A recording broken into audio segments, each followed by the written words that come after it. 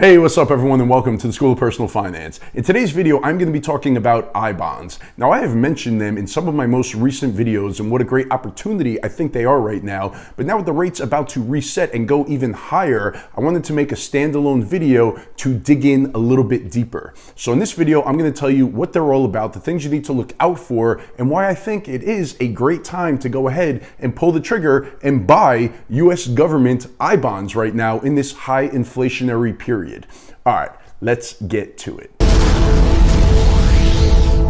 All right, so real quick before we start, I would love for you to go connect with me on LinkedIn. I've been creating more content over there. I would also love for you to go join my email list over at schoolofpersonalfinance.com. You could download the free PDF, 15 numbers that you should be tracking to become great with money. And also check out my education center where I'm creating more and more courses and building out this whole platform to help you become great with money. So go check it out. And like always, this is just for information and educational purposes only. None of this is personal financial advice. You need to do your own research and make sure that these are a good fit for your current financial situation. All right, so what are I-bonds? So now the I stands for inflation. So they are bonds that are issued by the US government or by the Treasury. So you actually have to go to a website, treasurydirect.gov, set up an account in order to purchase these I-bonds. Now the interest rate, the way that it works, it has two components. It has a fixed rate and then it has a variable rate. So now the fixed rate, depending on when you purchase the I-bonds, it is locked in for the life of you owning those I-bonds. And the current fixed rate is zero. And it's been zero for a while, and it's probably going to continue to be zero for a while. So you're not getting anything on the fixed rate of these I-bonds. But then it also has a variable rate. And the way that it works is the variable rate, it is locked in for 6 months. And then it changes, and it is pegged, it is determined by the inflation in our country, by the CPI. Now the CPI in March just recently came out, and it was at 8.5%. So that is the highest that we have seen in like 4 decades. So these I-bonds, they're currently at the highest interest rate that they have ever been for the inflation piece of it. So now that 6-month rate, it is going to be locked in, and then it will reset depending on where inflation is at that time. All right, so now before I go over the current rates and walk you through a very simple example, let's first start with some downsides or just some things that you need to know if you do want to go ahead and purchase these. So the first thing is they limit you to $10,000 per individual per calendar year. So for example, if you're a married couple, you could buy $10,000 under your name and your social security number, and you could also buy $10,000 under your significant other's name and social security number. You could also gift them to like your children, for example, using their name and their social security number. But gifts, they're irrevocable. So when you gift that money to somebody else, that becomes their money. It is no longer your money. You can't take the gift back from them. So you could do that up to $10,000. Also, if you have a business like an LLC or an S Corp with its own tax ID number, you could also purchase these I-bonds under the tax ID number of the business. So there are other ways to increase the amount that you could buy every year. But as a flat rule, $10,000 per individual in I-bonds in any calendar year. And then you're also able to buy up to an additional $5,000 using your tax refund. So if you get a tax refund from your tax return, then you could use that money to directly buy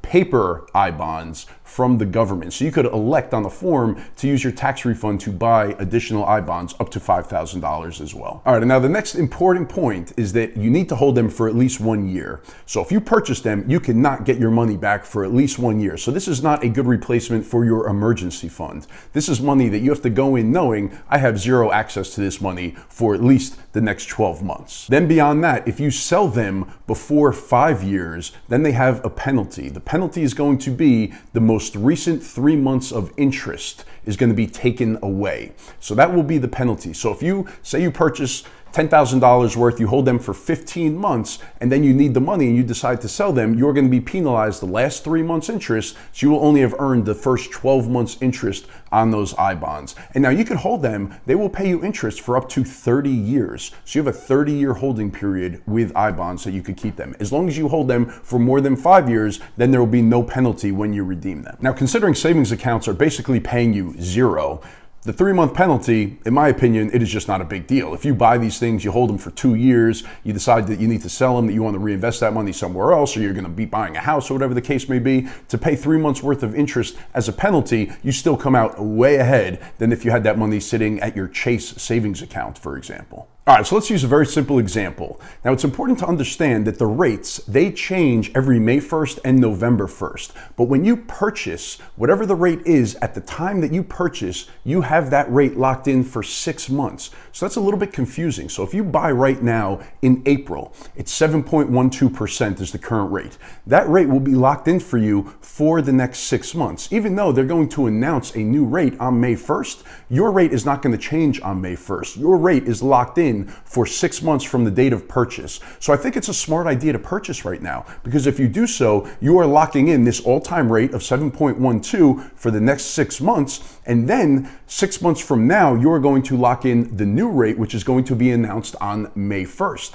And this new rate, it's looking like it is going to be 9.62% based on the last 6 months of inflation numbers, of CPI numbers. So you buy now, you get 7.12 for 6 months. Then your rate is going to adjust 6 months from now. So let's say in October, and you are going to adjust to the current rate, which is going to be 9.62%. And that will be locked in for 6 months. So that is an annualized rate of around 8.5%. It's actually a little bit more than that, because the interest on these, they compound every 6 months. So you get that 7.12% for the 6 months.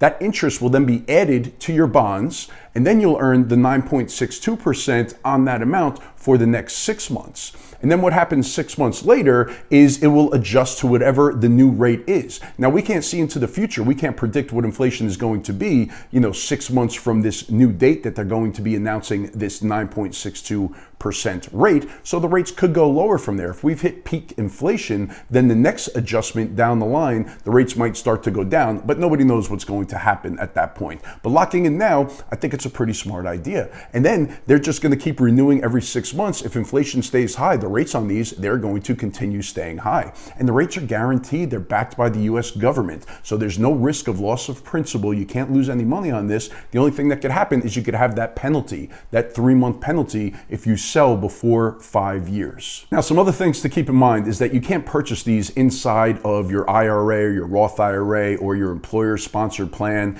The only way you could really buy these is with money that you've saved, with after-tax money that you have in a savings account or in a brokerage account, and you want to go ahead and move that money and buy I-bonds with it. But in my mind, this is a great diversifying piece to a portfolio. So if you currently have a portfolio in the brokerage account and you have a bond piece in that portfolio, this is a great replacement for some of that, right? Because with bonds, as interest rates go up, the value of the bonds go down. So there's some risk to owning bonds right now. There could be a lot of risk depending on what types of bonds you own. If you could replace some of that with a guaranteed interest rate of 7, 8, 9% right now and lock that in for a year, that is an amazing rate with zero risk. So I'm a big fan of doing this right now. Another great situation could be if you just have a lot of money in a savings account. Maybe you're saving for a down payment on a house a few years from now, or you just have extra money in your emergency fund that you're sitting, on right now because you don't want to invest it. Maybe you have that earmarked for something in the next few years. Putting that money into I-bonds right now, to me, it's a no-brainer. As long as you go in with the understanding that you have to hold them for a year, and that if you sell before 5 years, that you're going to be penalized with the last 3 months worth of interest, then I think they make a ton of sense for people out there that are sitting on a lot of cash or that have a bond portion in their brokerage account. It's just a great replacement for that right now. Another positive is that even though you will owe federal tax on the interest, it is not subject to state tax. So that is another advantage of it. So for safe, secure money that you could get like 8% on right now, that sounds pretty amazing to me. So I find myself talking about this more and more and recommending it more and more to people, that I think it's something that you should look into and see if it makes sense for your personal situation. And now the Treasury Direct website, it has a ton of information. You could go through, you could read, they describe exactly what I-bonds are. They show all of the historical interest rates. So it wasn't that long ago that the interest rate on these was basically zero, where the fixed rate portion of it was zero and the variable portion was very close to zero, because we really haven't had inflation in decades. But here we are with very high inflation, so these rates have really jumped up, and now they're paying very attractive rates. All right, everyone, I hope that you found this one helpful. I'll put a link down below directly to that Treasury website so you could go ahead and research it a little bit more on your own. Please subscribe to the channel if you haven't done so already. Hit that like button if you enjoyed this one, and I'll see you in the next video. Thanks.